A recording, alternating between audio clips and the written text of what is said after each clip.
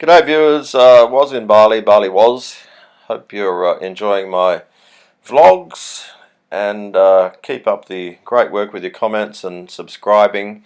This vlog's pretty much dedicated to first timers in Bali, but you loyal subscribers, come along for the ride and put something in the comments as to what I might have missed or you think I may have gotten wrong. But we're just going to talk about arriving for the first time ever in Bali, which is, going to be a culture shock for sure. I mean, depending on where you're coming from, but isn't that what you're looking for, to go to a sort of remote tropical isle of Wonderland? I don't know. That was my feeling. But when I first got there, I felt sort of at home straight away. I'm not sure why. I always do, but. You're in the airport. We're in the airport, and the airport itself is pretty relaxed. This vision is just, to give you an idea, a bit of a look around while I chat. But as you come through the airport off the plane, then you're going to find ATMs scattered on the walls in the hallways leading to the baggage and immigration area. So perhaps grab yourself some local currency to get started. With your first day or night. I usually arrive at night, and it's pretty quiet at the airport, but obviously full of people off the plane, and plenty of other people waiting to pick you up, and plenty of taxis. So after you clear immigration, you'll walk outside and be hit with a wall of heat and humidity. So take a deep breath and carry on regardless.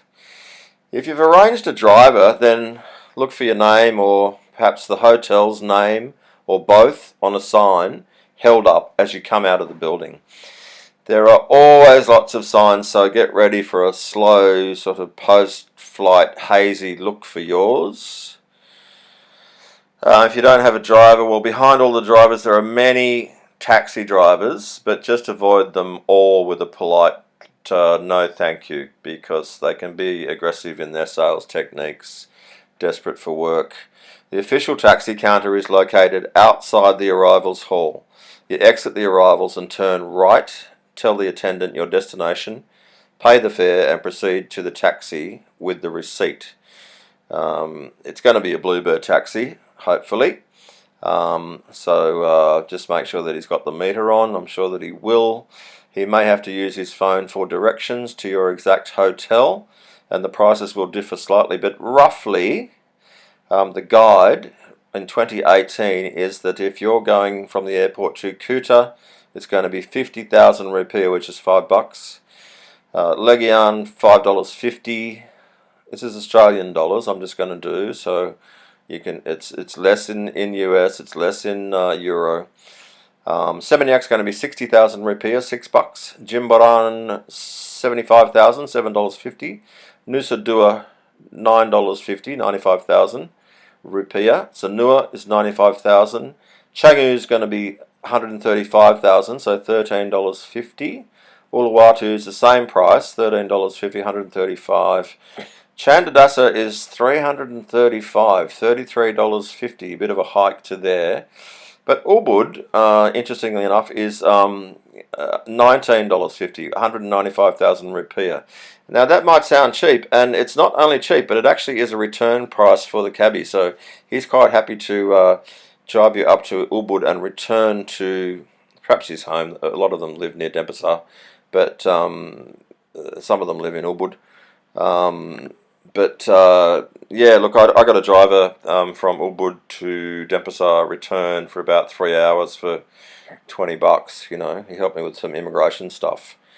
So that was pretty amazing. So you're in the car and you're travelling, and it's time to start to relax and take in the view and the air conditioning and start getting excited about your Bali holiday that you've no doubt been looking forward to all year or maybe longer. When you arrive at the hotel, the staff will either be waiting in glee for you, or perhaps they might be asleep behind the counter in some of the smaller establishments. Security guard might be the only one that you talk to, and he might sort of end up putting you onto a sleeping desk staff person, as I try to speak English.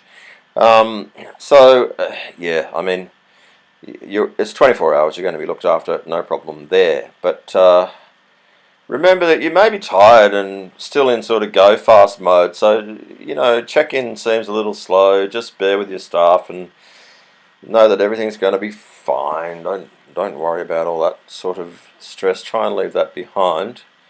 But on arrival in your room, now they might take you up to the room, or they might just give you the key. So make sure that you check things out. Check all the lights and the water and the aircon and TV and everything else and the towels, and make sure that everything's as you want it to be, because Balinese housekeeping staff tend to lack attention to detail in the room upkeep. And rooms in Bali are always different. They're always sort of constantly upgrading. If you're not happy that the room is as described, return to reception and say something positive like, yeah, the room's really nice, but it's a little bit broken. Maybe you have a better room, And if they say, oh, what's broken, what problem, what, just say, oh, it's not really, it's just like not a little bit clean, like, or maybe just the air conditioning's not a little bit noisy, or whatever your problem might be or may not be. If you're not happy with the room, have a look at another one or two. They may defer you, and they may say, look, just come back to reception in the morning and we will get you a better room. Or they might show you some other rooms. And if you don't like any of those and you're not prepared to upgrade, then your next option would be to sort of maybe leave that hotel. Now, if you've booked for a week or two, it's possible to change hotels and it's possible to get a full refund. It's not easy. Like it's not. You can't just say, right, this place sucks. I want my money back. Don't ever do that in Bali. It's not, you can't get anywhere in Bali with aggression, because they have to keep face. We all have to keep face. Asia is all about keeping face.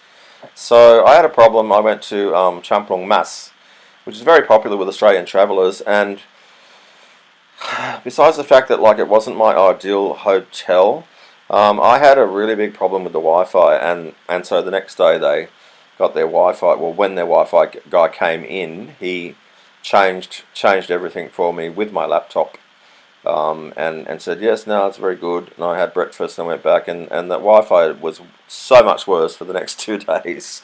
It was so much worse.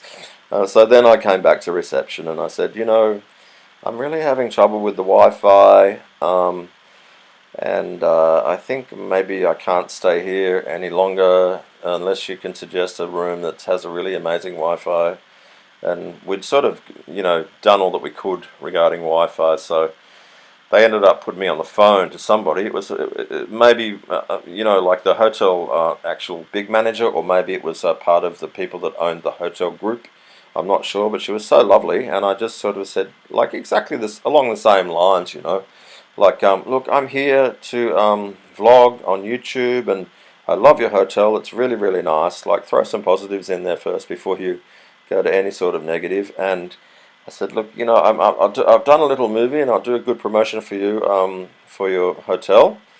But I need really fast Wi-Fi for uploading, not just for using on the phone and watching. And I read in TripAdvisor that it was really excellent here, but actually it's not excellent. And I had your boy try to help me with that, and actually, yeah, he did his best. He did a really great job. And you need to go through all of this sort of talk. You can't just be an arrogant kind of asshole tourist and go, mate, this place sucks and I want something better and you give me my money back. It's not going to work.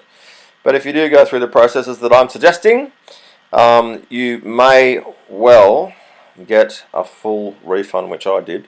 I got a 2-week refund. So you're in your hotel room, you're happy with your room, you've got a bit of local cash on you, so head out to the mini Mart or similar 24-hour store, which will be pretty much adjacent to where you're staying. If you're staying in a hotel area, whether it be in Ubud or wherever, there's going to be something open where you can grab some extra bottles of water, because you can't drink the water and you can't brush your teeth with it. And some snacks of some sort. They might have like bananas. They don't have a lot of fresh fruit, but they tend to have bananas in little bags. which is always good for rehydration and stuff, because it's hot there. You're going to need a lot of water and potassium from bananas and other good stuff. So look, I mean, there you are. The hotel can help you with most things, including motorbike hire, drivers, tours, etc. So try and stick to your hotel. The prices should be okay.